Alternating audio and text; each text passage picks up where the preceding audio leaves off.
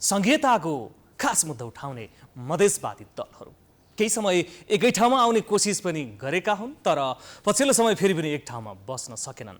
जनता समाजवादी party गठन भयो। गठन भएको 1 वर्ष लगभग पुरा भइसकेपछि फेरि पनि यो पार्टीमा विवाद आयो। विवाद आइसकेपछि तत्कालीन जुन सरकार थियो, अध्यक्ष नेकपा एमालेका अध्यक्ष केपी शर्मा ओलीले नेतृत्व गरेको सरकारमा जाने र नजाने बीच दुई फ्याक भयो र दुईटा पार्टी फेरि पनि विभाजनमा पुग्यो। भलै निर्वाचन आयोग र सर्वोच्चसम्म पुगे दुवै दलहरू आफ्नो आधिकारिकताको लागि, तर आधिकारिकता जनता समाजवादी पार्टीले पायो र अर्को एउटा दल गठन भयो, लोकतान्त्रिक समाजवादी पार्टी। आखिरमा राजनीति जनताका लागि मधेसका मुद्दाहरू उठाएर जसरी राजनीति गरिरहेका छन्, मधेसको राजनीतिले ती आम नागरिकको जुन चासो छ र आम नागरिकको जुन जीवनयापन छ त्यसलाई चाहिँ सम्बोधन गर्न सकेन भनेर मधेसवादी दलहरूलाई अलिकति आक्षेप पनि लाग्ने गरेको छ। अब निर्वाचन पनि आइराखेको छ। वैशाख 30 गते स्थानीय तहको निर्वाचन हुने तिथिमिति तय भइसकेको छ। अब कसरी अगाडि बढ्दछ लोकतान्त्रिक समाजवादी पार्टी र अबको एजेन्डा के हुन सक्छ र निर्वाचन आयोगले जुन खर्चको जुन विवरणहरू एउटा लिमिटेसनहरू तोकेको छ निर्वाचनका लागि, यो सन्दर्भमा पनि हामी थोरै कुरा गर्नेछौँ। हामीसँग कुराकानी गर्नको लागि स्टुडियोमा उपस्थित हुनुहुन्छ लोकतान्त्रिक समाजवादी पार्टीका नेता केशव झाज्यू। यहाँलाई हार्दिक स्वागत छ। हजुर, धन्यवाद। स्थानीय तहको निर्वाचनको लागि यहाँहरूको तयारी के हुँदैछ? अब स्थानीय तहको निर्वाचन घोषणा भएदेखि नै हामी चाहिँ चुनावी तयारीमा छौँ र अहिले खास गरेर गाउँपालिका र वडा लेभलमा केन्द्रित गरेर हामीले नियमित चाहिँ दैनिक रूपमा सङ्गठन पनि विस्तार गर्दैछौँ र सँगसँगै चाहिँ हामीले चुनावको तयारीको सन्दर्भमा जनता चाहियो है यहाँहरूलाई? होइन, जनता नेताहरूलाई चाहिँ के लाग्छ, के भन्छन् रे पनि नि आम नागरिकले जब चुनाव आउँछ त्यसपछि मात्रै सम्बोधन गर्न थाल्छन् रे कि जनतालाई। हाम्रो अवस्था चाहिँ के भयो, हामी त जनताकै बिचमा रह्यौँ कि 10 वर्षदेखि। त्यसै भन्छ होइन, अरूले के भन्छन् भन्ने कुरा त छुट्टै होला, तर हाम्रो कुरा त हामीले भन्नुपर्छ। हामी त 10 वर्षदेखि जनताकै बिचमा छौँ। हामी आफ्नो माग मुद्दाहरूलाई बारम्बार उठाउँदै आएका छौँ। हाम्रा माग मुद्दाहरू सामान्य केही मुद्दाहरू त सम्बोधन भए पछिल्लो समय केपी ओलीको सरकारमा, तर त्यो बाहेक चाहिँ यो अब 5 वर्ष हुन आँटिसक्यो, यो बिचमा हाम्रो कुनै माग मुद्दाहरू सम्बोधन भएको स्थिति चाहिँ छैन। त्यसकारणले हामी त सधैँ जनताकै बिचमा छौँ र यहाँहरूले राम्रोसँग हेर्नुभयो भन्ने 5 वर्षको अवधिलाई हामी कुनै न कुनै रूपमा जनताको बिचमा जनतासँग जोडिएको विभिन्न सङ्घर्षका कार्यक्रमहरू पनि लिएर गएको र हाम्रो माग मुद्दाहरू पुरा नहुँदा बारम्बार सरकारलाई पनि घचघच्याइरहेको अवस्था त्यो जारी नै छ। त्यसकारण हामी अहिले जनताको बिचमा होइन कि हामी जनताकै बिचमा छौँ। हामीलाई तर मधेसवादी दलहरूलाई यहाँलाई आक्षेप के लाग्ने गरेको छ भने जता मन्त्री खान पाइन्छ उतै गइहाल्छ यो दल चाहिँ भन्छन् नि, होइन? यो सरासर गलत कुरा हो। त्यो हाम्रो लागि उपयुक्त त्यो होइन। त्यो चाहिँ ठुल्ठुला पार्टीहरूको लागि होला। तपाईँले हेर्नुहोस् न, यो 10 वर्षको हिस्ट्री निकालौँ न। 10 वर्षमा किन फुट्यो त? जसपाबाट लोसपा किन भएको त मलाई बताउनुहोस् न। माग मुद्दाको आधारमा फुट्यो। मुद्दा के भयो भन्ने कि पहिलोचोटि जतिखेर केपी ओलीजीले हाउस डिजल्भ गर्नुभयो, प्रतिनिधि सभा विघटन गर्नुभयो, हामीले यो संविधान विपरीत छ भनेर हामीले आन्दोलन गरेर हामीले त्यसलाई चाहिँ बल दियौँ र पछि अदालतले त्यसलाई पुनर्स्थापित गर्यो। त्यो पुनर्स्थापित भइसकेपछि त्यसपछि चाहिँ त्यतिखेर पनि अदालतले के भन्यो, तपाईँले चाहिँ संविधानको सबै धारा उपधाराको प्रयोग नगरिकन यो 2, 3, 4, 5 धारा प्रयोगै नगरिकन सिधै तपाईँले 7मा प्रवेश गर्नुभयो 76 को। त्यसकारण यो चाहिँ संविधान विपरीत छ भन्ने कुरा भयो। हामीले पनि त्यही भनेका थियौँ, पछि पुनर्स्थापित भयो। दोस्रोचोटि चाहिँ सबै धाराको प्रयोग भयो, सबै उपधाराहरू प्रयोग भयो। 2मा प्रवेश गर्यो, 3मा गयो, त्यसपछि 5मा प्रवेश गयो र 5 पछि 7मा गएको हो। र त्यतिखेर दोस्रो विघटनको कुरा, दोस्रो विघटनमा त दोस्रो विघटनताका हामीले त्यो चाहिँ संविधान सम्मतै थियो र ती प्रक्रियाहरू पुरा नभएपछि 5को प्रयोग भएन। 5को प्रयोग भयो, 5को प्रयोग पनि भयो, 5को प्रयोग भएको। 5को प्रयोग त 5ले त बल्ल प्रधानमन्त्री शेरबहादुर होइन, 5मा यस्तो हो। 5मा त अहिले अब अदालतले कस्तो व्याख्या गर्यो भन्ने कुरा त लुकेको छ र अदालतले कसरी सेटिङमा चाहिँ परमादेश जारी गर्यो भन्ने कुरा अब पनि लुकेको छ र अब पनि त हामी भ्रममा बस्न भएन नि। हामीले त्यतिखेर भनेकै थियौँ त कि यो चाहिँ ठिक तरिका होइन। त्यतिखेर किनकि के भएको थियो भने त्यतातिर नजाउँ होइन, र पनि यहाँको पार्टी र पनि तपाईँले विभाजनको कुरा गर्नुभयो त त्यो प्रक्रियाबाट विभाजन भएको हो। हामीले जुन कुरा संविधान सम्मत थियो त्यसलाई संविधान सम्मत भन्यौँ। अघिल्लोचोटि संविधान विपरीत थियो, हामीले संविधान विपरीत भन्यौँ। त त्यतिखेर त्यो संविधान सम्मत नै थियो र धारा 5 को उपधारा 5 को त्यसो भनेन हो, सर्वोच्चले गलत भन्यो त। त्यही त भन्दैछु, सर्वोच्चले गलत भन्यो। पछाडि सेटिङमा किन भन्यो भनेपछि आफ्नो मान्छेलाई मन्त्री बनाउन भन्यो। पछि चाहिँ महाभियोग पनि लाग्यो। अहिले आएर कति 4 महिनासम्म विवादित भएर बस्नु पर्यो। सबैले बेन्च बहिष्कार गर्यो, कोही चाहिँ बेन्च सेयर गर्न मानेन, आफ्नै साथीहरू। त्यो कुरा त सबैले देखेन र न्यायिक क्षेत्रमा यस प्रकारको वितण्डा त कहिले मचिएकै थिएन नि। त त्यो सब त्यही कारणले भएको हो। गलत गरेपछि गलत परिणाम त देखिन्छ। हामीले त्यतिखेर भन्दा होइन अब यिनीहरू विपक्षमा छन्, जे पनि भन्छ भन्ने कुरा भयो, तर त्यो कुरा प्रमाणित भयो। त त्यतिखेर के भयो भनेपछि हामीले जुन माग मुद्दाहरू अगाडि सारेका थियौँ नि, त्यो माग मुद्दाहरू केपी ओलीको सरकारमा पुरा गर्ने क्रम अगाडि बढ्यो। मुद्दा फिर्ता भयो, आन्दोलनकारीहरूमाथिको नागरिकताको अध्यादेश आयो, अनि त्यसपछि संविधान पछि त फेरि सर्वोच्चले नागरिकता अध्यादेश पनि रोक्यो। यो सर्वोच्चकै त गलत छ नियत भनेको। त्यही त भन्दैछु नि, यहाँ न्यायपालिकाले जहिले पनि कार्यपालिकाले हस्तक्षेप गरिरहेको छ। यहाँ त शक्ति सन्तुलनको हिसाबले न्यायपालिका कार्यपालिका व्यवस्था हिँड्नुपर्ने हो, तर न्यायपालिकाले जहिले पनि जबरदस्ती चाहिँ लाद्ने कामहरू गरेको छ। पहिलो संविधान अनुसार विधान अनुसार नचलेर राजनीतिकर्मीले सरकार सञ्चालन त्यो अनुसार ढङ्गबाट देखायो, अनावश्यक रूपमा पावर देखायो। पहिलो संविधान सभामा पनि सम्झिनुहोस् न, के भनेर चाहिँ हाउसलाई अर्को चुनाव गर्न भन्यो भनेपछि होइन अब के भन्छ खर्च अव्यवस्थित रूपमा खर्च बढाएको छ, अहिले चाहिँ खर्च धेरै हुने भयो, त्यसकारण यो संविधान सभालाई डिजल्भ गर्न उसले चाहिँ निर्देशन दियो, आदेश दियो। के भयो त? अर्कोचोटि चुनाव गराउँदाखेरि राज्यको पैसा खर्च भएन? अर्कोचोटि 2 वर्षसम्म बस्यो, त्यसपछि संविधान जारी भयो नि त। 70 मा चुनाव भएर 72 मा जारी भयो नि। 6 महिना थपेको भए सबै कुरा मिलिसकेको थियो, अन्ततिर पुगिसकेको थियो। खालि राज्य पुनर्संरचनाको सवालमा सामान्य अलिकति मतभिन्नताहरू थियो, त्यो मिल्ने अवस्थामा थियो। त्यतिखेर म्याद थपेन र जस कारणले पहिलो संविधान सभामा संविधान बनेन, दोस्रो संविधान सभाको चुनाव गराउनु पर्यो, राज्यको ठुलो चाहिँ राशि चाहिँ धनराशि खर्च गर्नुपर्ने स्थिति भयो, त्यही सर्वोच्चको कारणले। त सर्वोच्च बेला बेला के गरिरहेको छ भने नियत ठिक देखिँदैन। न्याय चाहिँ यसरी चाहिँ प्रभावित भएर गर्नु हुँदैन। न्याय त कानुन हेरेर गर्ने हो, संविधान हेरेर गर्ने हो, त्यतिखेरको त्यो आम जनताको मेन्टालिटी हेरेर गर्ने हो। त्यति ठुलो ठुलो जनआन्दोलनहरू भएको, जनयुद्धहरू भएर आएको स्थिति थियो, एउटा शान्तिपूर्ण स्थिति बनाउनुपर्ने अवस्था थियो। मुद्दा मिलेन यहाँहरूको, उपेन्द्र यादव बाबुराम भट्टराईहरूसँग यहाँहरूको मुद्दा मिलेन। हो, त्यतिखेर मुद्दा मिलेन। यो विषयमा संविधान डिजल्भको विषयमा पनि मिलेन र हामीले के भन्यौँ भने सँगै वार्ता टोली प्रधानमन्त्री कहाँ बनाएर जाने कुरा गर्न, अनि हाम्रो माग मुद्दा जसले सम्बोधन गर्छ उसँग जाने भनेर सहमतिका साथ सबै गएर बालुवाटारमा कुरा गर्ने, अनि कुरा पोजिटिभ डाइरेक्सनमा बढिसकेपछि अनि छोडेर भाग्न त मिलेन। तर उहाँहरू त यहाँहरू चाहिँ मन्त्री खानको लागि लुप्त हुनुभयो, त्यही भएर केपी शर्मा ओलीको समर्थनमा जानुभयो भन्नु। त्यो यस्तो हुन्छ, त्यो त उहाँले भन्न पाउनु होला, किनकि त्यो त जनताले मूल्याङ्कन गर्दैछ। 18 महिना सरकारमा पहिले बस्नुभयो केपी ओलीसँग, के काम गर्नुभयो, एउटा सिनको यहाँबाट उठाएर अर्को ठाउँ राख्न सक्नु भएन। हामीले गरे जति काम 18 दिनमा उहाँहरूले न 18 महिनामा गर्नुभयो, न अहिले 7 महिनादेखि सरकारमा हुँदा गर्नुभएको छ। त उहाँहरूले के गरिराख्नु भएको छ त्यो कुरा त जनताले मूल्याङ्कन गर्दैछ नि। त्यसकारणले त्यसमा भ्रममा पर्नु आवश्यक छैन। हामीले 18 दिन मात्रै सरकारमा जाँदा के काम गरेर गयौँ जनताको हितमा, र उहाँहरू 18 महिना त्यतिखेर 7 महिना यो 25 महिनादेखि सरकारमा हुँदा उहाँहरूले के गर्नुभयो भने यो त सबै कुरा त जनताले मूल्याङ्कन गर्दैछ। त्यसकारणले त्यो भ्रमित पार्ने काम गर्नु हुँदैन। त्यसकारण मैले के भनेको भने कि हामी मुद्दाकै लागि सरकारमा हामीलाई धेरै दबाब आयो कि होइन तपाईँहरूको मुद्दा त हामीले अगाडि बढाइसक्यौँ, अहिले हामी सङ्कटमा छौँ, यतिखेर पनि तपाईँहरूले साथ नदिने हो भने त कुन मोरालिटीका साथ हामी यो माग मुद्दा सम्बोधन गर्दै जाने भन्ने हामीमाथि नैतिक एउटा दबाब बनेपछि अनि हामी गएको। नभए हामी कुर्नेवाला थियौँ। हामीले भनेको थियौँ कि अब यो ठिकै छ, यो सर्वोच्चको पनि फैसला होस् एउटा भएपछि अनि त्यसपछि जोइन गरौँला। उहाँले चाहिँ प्रधानमन्त्रीज्यूले मान्नु भएन, होइन जाउँसँगै जे भए हुन्छ भन्नुभयो। हामीले पनि ल ठिकै छ, अब माग मुद्दा सम्बोधन गरिराख्नु भएको छ, हामी यसकै निम्ति त लडिरहेका थियौँ भनेर हामी त्यो सदासहिताका साथ गएको हो। त्यसकारण हामी यदि त्यसकै लागि गएको भए त केपी ओलीको सरकारलाई त हामीले पनि समर्थन गरेकै थियौँ नि सुरुमा। कहाँ हामी सरकारमा गयौँ? ठीक छ, अब जनतातिर फर्क्यौँ। अहिलेको यो सरकारलाई पनि त हामी 6 महिनादेखि समर्थन त गरेकै छौँ त। हामी त सरकारमा गएनौँ नि।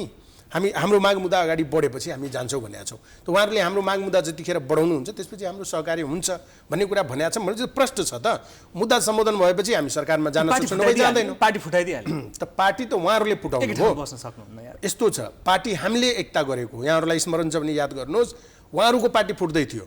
उहाँहरूको पार्टी त्यतिखेर समाजवादी पार्टी मेरठ होटलमा सबै सांसदहरू भेला भइसकेको अवस्था थियो। त्यो रात जुन रात हामीले पार्टी एकता घोषणा गरेका थियौँ, हामीले जोगाइदिया होइन, हामीले पार्टी एकता गरेको होइन, उहाँहरूले गरे हो त। र पार्टी विभाजन कसले गर्यो? हामीले अन्तिमसम्म जोगाइराखेका थियौँ। तर कारबाहीको प्रक्रिया उहाँहरूले सुरु गर्नुभयो कि हामीले गरेनौँ नि, हामीले उहाँहरूलाई कारबाही गरेनौँ, हामीले चाहिँ एकलौटी ढङ्गले संसदीय दलको नेता बनाउँदै अगाडि बढेनौँ नि खालको त्यो पनि बढेनौँ नि। त्योभन्दा अगाडि यहाँ स्मरण गर्नुहोस् 2 चोटि बैठक भएको छ सिंहदरबारमा, विधानको लागि कार्यदल बन्यो 2 जनाको, मान्य अनिल झाजीको र मान्य रामसाई यादवजीको। उहाँहरूले विधान ड्राफ्ट गरेर दिनुभयो, भोलिपल्ट बसेर बनाउने भनियो, त्यो दिन बसियो, सामान्य छलफल भयो, त्यो पास गर्नुपर्ने दिन फेरि बहानाबाजी गर्न थालियो। त बहानाबाजी गर्न थालिसकेपछि बहुमतले गरेको हो, बहुमतले गरेको 37 जनामा 22 जनाले साइन गरेर 23 जनाले साइन गरेर अनि बनाएको। त्यसपछि त्यसलाई त अन्यथा मान्नु भएन नि, त्यो त प्रक्रिया अनुसार नै अगाडि बढेको हो नि त। अब चुनावमा के मुद्दा लिएर जाँदै हुनुहुन्छ यहाँ? चुनावमा हाम्रा मुद्दाहरू एज इट इज छन्। हाम्रो सबभन्दा महत्त्वपूर्ण मुद्दा के हो भने हामीले यो संविधान जारी भइरहँदा नै के भनेका थियौँ भने यो संविधान जारी भयो, यो अधुरो छ, यो अपूर्ण छ, यसमा संशोधन गर्नुपर्छ। त्यसको निम्ति चाहिँ हामी जनता कहाँ गएका थियौँ। त्यतिखेर पनि हाम्रो साइजले मात्रै चाहिँ त्यो सङ्ख्या भएन, किनभने संशोधन भनेको 2/3 हुन्छ। त त्यो 2/3 पुर्याउने कोसिस हामीले गऱ्यौँ। अब एउटै मुद्दाले वर्षौँ चुनाव लडिराख्ने यहाँहरू। त मुख्य कुरा के हो भने समस्या जबसम्म समाधान हुँदैन, कसैको जिउमा क्यान्सर लागेको छ भने समाधान गर्नको लागि भन्दा पनि मुद्दा पाउनको लागि होइन, मुद्दा पाउनको लागि होइन। मुद्दा त के हुन्छ, मुद्दा त्यो पाउनको लागि यो बनावटी कुरा गर्ने कुरा हुँदैन, यो हाइपोथेटिकल कुरा गर्नु हुँदैन। मेरो भनाइ जस्तै जनताको लागि के गर्नु? त्यसो मलाई यति कुरा बताउनु, तपाईँहरू खालि संविधान संशोधनको मुद्दा मात्रै लिएर जाने, जनताको जीवनस्तरमा चाहिँ तपाईँले ख्याल गर्नु पर्दैन? त्यही भन्दैछु, हामीले गरेको कुरा के हाम्रो लागि गरे हो त? हामीले संविधान संशोधनको कुरा गरिरहँदा यो जनताको निम्ति होइन? नागरिकलाई संविधान संशोधनको एउटा पाटो पनि छ, ठुलो पाटो छ, तर जनताले एउटा ग्रास रुटमा बसेर हेर्दाखेरि अत्यावश्यकीय वस्तुहरू र सामान्य रूपमा हुनुपर्ने विकास निर्माणका कामहरूमा अघि बढोस् भन्ने चाहना राखेको हुन्छ क्या। हो, त्यो त हामी गरेकै छौँ त। जस्तै हामीसँग तर मधेसको वस्तुस्थिति जस्ताको त्यस्तै छ भने होइन, खालि मधेस ब्लेम लाग्ने त्यो नगर्नुहोस् न। पुरै देशकै तपाईँले मलाई भन्नुहोस् न। ठिक छ, देशकै समग्र स्थिति त्यस्तै छ, तर यहाँ मधेस प्रतिनिधि हुनुहुन्छ, मैले मधेसको मुद्दा मात्रै मधेसको प्रतिनिधि नभनौँ न। हामीले मधेसको पनि माग उठाएका छौँ, तर हामीले खसारेको पनि त माग उठाएका छौँ, हामीले जनजातिको पनि माग मुद्दा उठाएका छौँ, हामीले महिलाको माग उठाएका छौँ, हामीले अपाङ्गता भएकाहरूको माग उठाएका छौँ, हामीले सबैको माग उठाएका छौँ। जो राज्यबाट उपेक्षित छ, उत्पीडित छ, ती सबै नेपाली जाति समुदाय सबैको माग मुद्दा हामीले उठाएर अगाडि बढेको हो। मधेसको सन्दर्भमा तपाईँले कुरा गर्नुभयो नि, मधेसमा आज हेर्नुहोस् न, स्थानीय तह भयो। स्थानीय तह भएपछि हामीले जितेको प्रतिनिधि भएको ठाउँहरूमा तपाईँ एकचोटि गएर हेरिदिनुहोस्। हिजोसम्म यो के भन्छ, यो गर्मीको महिनामा पनि, हिउँदको टाइममा पनि हिलो हुने ठाउँहरूमा आज हिलो भेट्नुहुन्न तपाईँले। यो 4 वर्षमा तपाईँले जानुस्, जनता खुसी छन्। त्यसो भए जनता खुसी नै छन्। जनताले त्यो सीमित साधन स्रोतमा जातीय विभेद त्यस्तै छ। त्यो जातीय विभेद कहाँ छैन? जातीय विभेद त सबभन्दा बढी राज्य सत्तामा छ त। एक प्रकारको नस्लले शासन सत्ता गरिरहेको छ, यसले चाहिँ अन्य सबै जातिलाई भिडाएर राखेको छ। जातीय विभेद कहाँ छ? बढी त यता पहाड हिमालमा छ। त्यो कुराको विरुद्धमा हामी लड्दैछौँ। मधेसमा जातीय विभेद एकदमै कम छ। त्यस्तो तपाईँ हेरेर समाजमा जानुभयो भने यो पछिल्लो समयमा आएर त झन् अहिलेको समयमा जातीय विभेद नै छैन। तपाईँले छुवाछुत भन्नु होला, मधेसमा न्यून बराबर छ। तपाईँले कहिले मधेसमा जातीय विभेदले चाहिँ नरसंहार भएको सुन्नु भएको छ? तर पहाडमा त तपाईँले सुनिराख्नु भएको छ, हिमालमा त सुनिराख्नु भएको छ।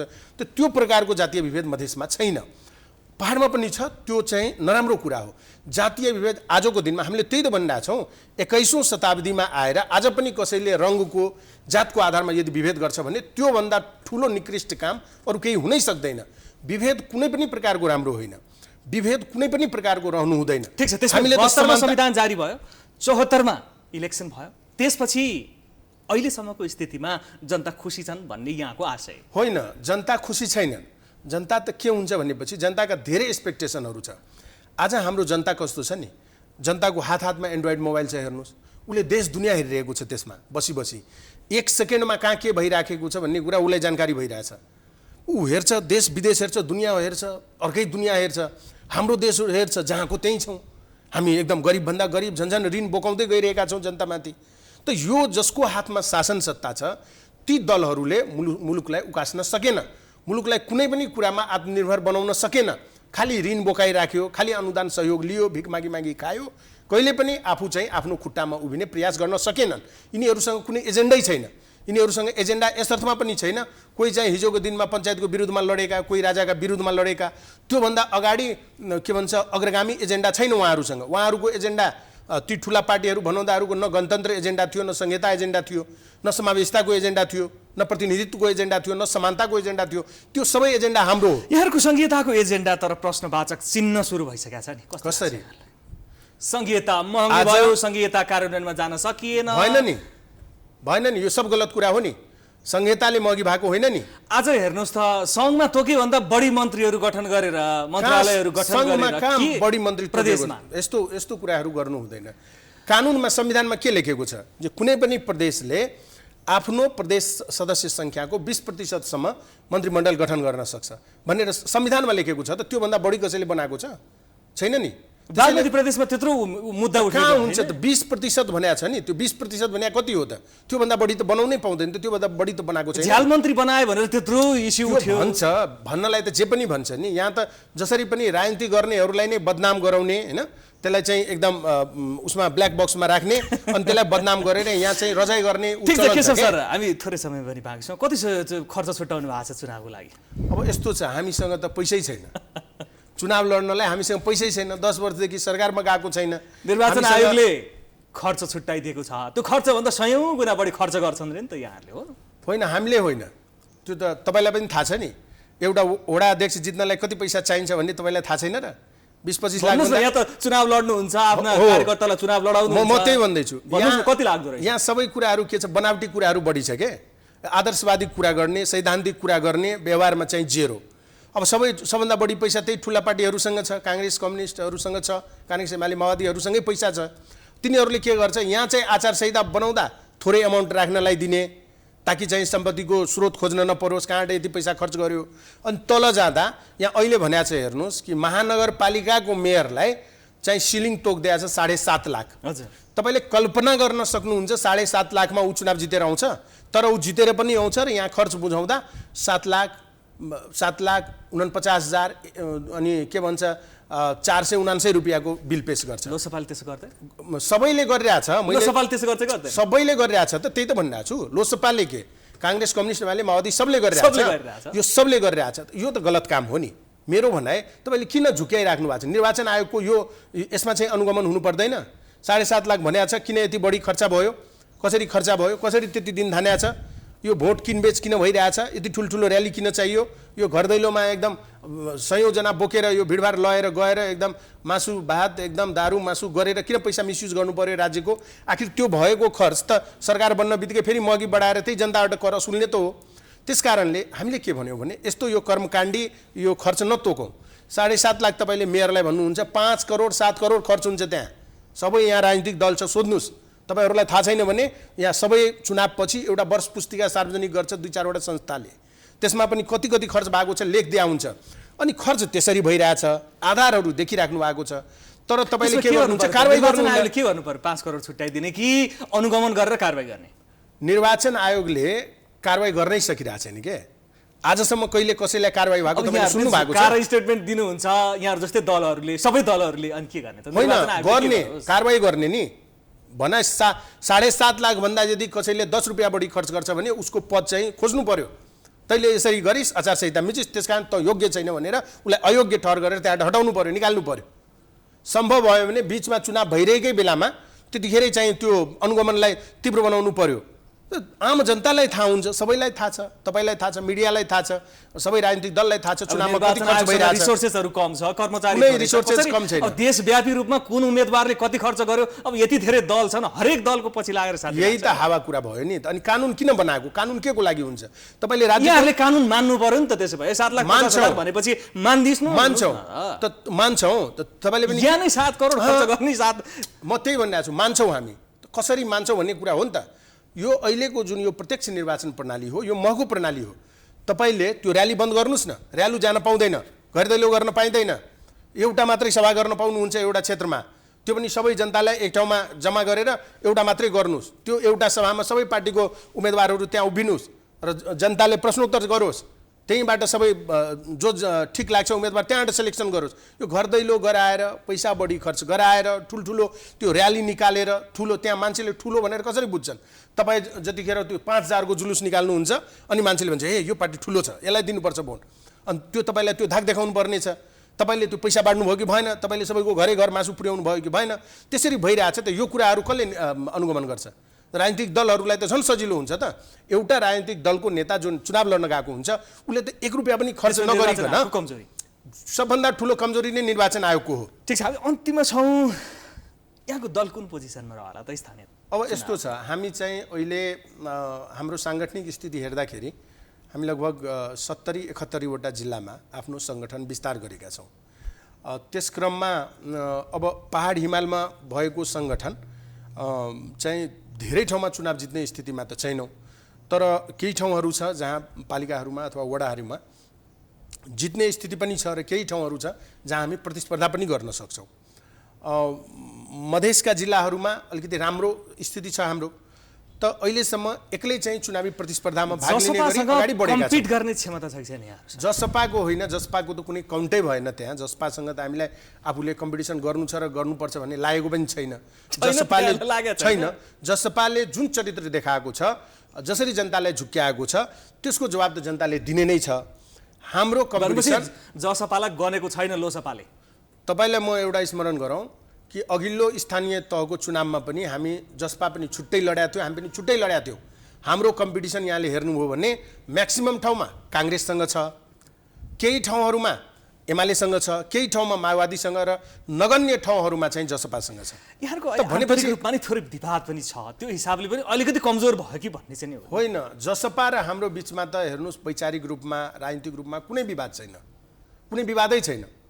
विवाद भनेको हाम्रो त हुने भनेको काङ्ग्रेससँग विवाद छ, विचार मिलिरहेको छैन, हाम्रो माग मुद्दाहरू सम्बोधन गराउन काङ्ग्रेसले पहलकदमी लिँदैन। हाम्रो विवाद भनेको त एमालेसँग छ, जसले हाम्रो माग मुद्दालाई सम्बोधन गराउनमा बल लगाइदिइरहेको छैन बारम्बार सत्तामा जाँदा पनि। माओवादीसँग चुनावमा जानुहुन्छ कि एक्लै जानुहुन्छ? हामी सामु चाहिँ 3वटा विकल्प छ। एउटा त हामी एक्लै चुनावमा भाग लिने, जसको निम्ति हामी तयारीमा छौँ, तयारी गरिरहेका छौँ। एक्लै पनि भाग लिनलाई प्रतिस्पर्धाको लागि हामी तयार छौँ। दोस्रो विकल्प भनेको अहिलेको सत्ता गठबन्धनसँग सहकार्य गरेर अगाडि बढ्ने दोस्रो विकल्प हामीसँग, त्यो पनि यो सत्ता गठबन्धनसँग। र तेस्रो, उहाँहरूको यो गठबन्धन चलिरह्यो भने बाहिर एमाले छ, त एमालेसँग पनि हाम्रो सहकारी हुन सक्ने सम्भावना देखिन्छ। अवसरवादी पो रहेछ लोसपा त, जता मिल्छ उतै मिल्ने चुनाव लडिहाल्ने। यो अवसर भन्दैन यसलाई। के हुन्छ भने सत्ता गठबन्धनसँग पाए सत्ता गठबन्धनसँग, विपक्षीसँग पाए विपक्षीसँग। यस्तो छ के, जस्तै गठबन्धनको कुरा के हुन्छ भने प्रायोरिटीका कुराहरू हुन्छ। यो सबैले सोच्ने कुरा हो। मानौ अपोजिसन तपाईँलाई एकदम पुरै 5-5वटा दल मिलेर आउँदैछ चुनाव लड्न भने तपाईँले के गर्नुहुन्छ? दल चाहिँ हिम्मत छ भने एक्लै चुनाव लडौँ नि त भन्या त हो नि। अनि 5-5वटा दल मिलेर 5 जना मिलेर अनि एकजनालाई आएर चाहिँ रेस्लिङ खेल्न आएर हुन्छ त? रेस्लिङै खेल्ने भयो, एक जना खेलौँ न त। अनि 5 जना तपाईँ रिङमा उत्रिनु भएको छ, हामीलाई भन्नुहुन्छ एक्लै आइजा, तिमीहरू त एकदम दल बदलु छौ, तिमीहरूको त सिद्धान्तै छैन। यस्तो हावादारी उनीहरूको सिद्धान्त छ। एउटा डेमोक्रेटिक हो पार्टी हो, अर्को चाहिँ कम्युनिस्ट पार्टीहरू हो, के सिद्धान्त छ तिनीहरूको? कुनै कुरा मिल्छ? कुनै कुरा मिल्दैन। यही सत्ताको भागभण्डाको लागि अहिले चाहिँ गठबन्धन बनाए होइन त? तर यो गठबन्धन आफैमा चुनावसम्म जाने कि नजाने भन्नेमा कन्फ्युज छ। जाओस्, हामी त भन्छौँ जान्छ भने जाओस्, हाम्रो कुनै आपत्ति छैन। बनाएका छन्, गठबन्धन टिकाउँछन्, लान्छन् भने त्यसमा हाम्रो आपत्ति केही रहेन। त्यो उहाँहरूमाथि भर पर्छ। उहाँहरूले नाल्न खोज्नु भएको छ भने लगे भो होइन। अब हामी पनि अहिले के छ भनेपछि एमालेसँग पनि यहाँहरूको गठबन्धन हुन सक्छ, त्यो सम्भावना हो।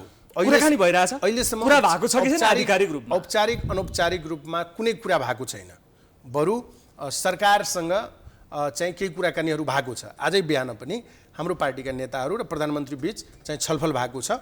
त्यसमा चाहिँ यो सत्ता गठबन्धनदेखि के भन्छ, यो चुनावी गठबन्धनदेखि लिएर हाम्रा माग मुद्दा सम्बोधनका विषयमा छलफलहरू भएको छ।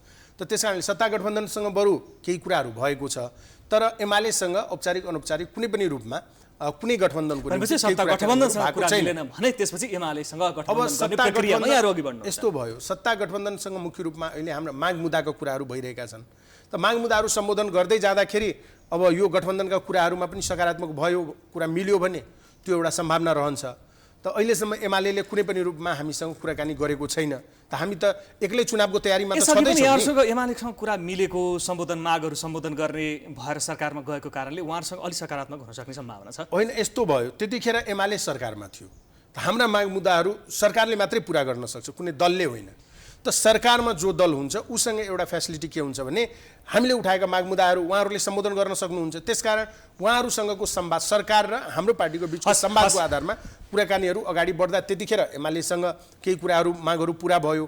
अहिले चाहिँ यो काङ्ग्रेसको सरकारसँग काङ्ग्रेसको नेतृत्वमा भएको गठबन्धन सरकारसँग हाम्रो कुराकानी भइरहेको छ। हाम्रो माग मुद्दाहरू सम्बोधन हुने स्थिति भयो भने यो गठबन्धनसँग पनि सहकारी हुन सक्छ। हस् केशव सर, यहाँले अमूल्य समय दिनुभयो, विचार राखिदिनुभयो, धन्यवाद। हस् त, यहाँलाई पनि धन्यवाद। हस्, थ्याङ्क यू सो मच। दर्शक हामीले कुरा गऱ्यौँ लोकतान्त्रिक समाजवादी पार्टीका नेता केशव झाज्यूसँग।